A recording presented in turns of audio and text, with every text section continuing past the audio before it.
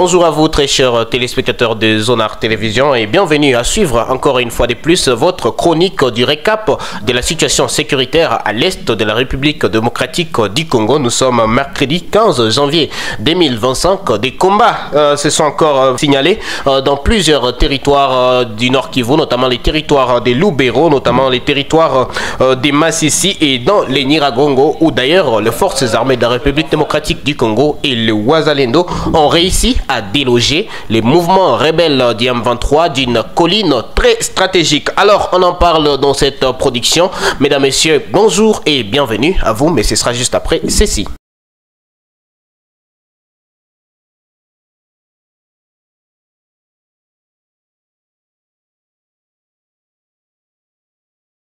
Après une heure d'intenses combats qui ont débuté depuis 1h05 de ce mercredi matin, les forces armées de la République démocratique du Congo et les combattants Wazalendo ont réussi à déloger les rebelles du M23 soutenus par l'armée rwandaise de la colline d'Nditi. C'est un territoire des Nyiragongo. La colline d'Nditi, je le rappelle, occupée par les mouvements rebelles du M23 depuis 3 jours, était un point stratégique crucial, selon les experts d'ailleurs qui ont donné de statistiques.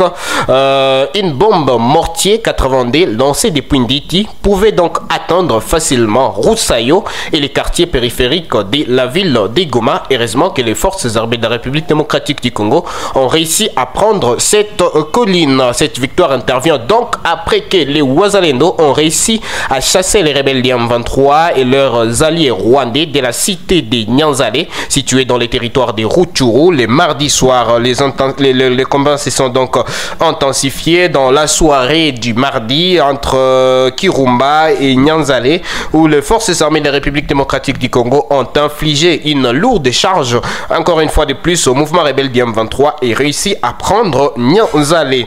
Alors, ces développements marquent un tournant dans la guerre du M23 avec les forces de la République démocratique du Congo qui prennent beaucoup de terrain, alors que les rumeurs sont en train de circuler selon lesquelles le mouvement rebelle du M23 serait en train de créer une diversion pour prendre la ville de Goma. Déjà, l'armée congolaise a rassuré la population que les fronts est toujours maintenu par les forces armées de la République démocratique du Congo qui se comportent très bien au niveau des lignes des fronts face au mouvement rebelle du M23. Et toujours c'est mercredi et toujours ces matins, des violents combats sont en cours depuis ces matins, mercredi 15 janvier 2025 dans la localité d'Ngungu. D'ailleurs, je le rappelle, la localité d'Ngungu a été scène des affrontements depuis quelques jours et voilà, il y a le mouvement rebelle du M23 qui revendiquait hier d'avoir pris la localité d'Ngungu, mais les forces armées de la République démocratique du Congo et les Wazalendo ont communiqué tard dans la soirée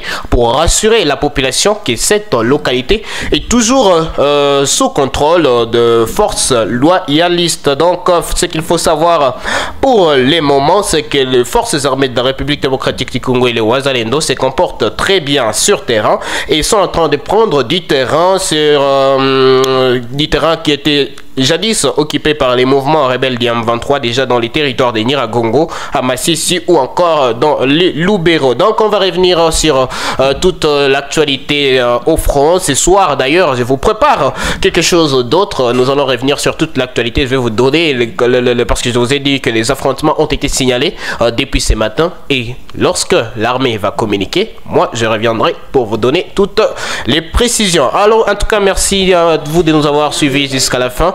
J'étais Sylvain Kando qui est à la présentation. On se donne rendez-vous à la prochaine.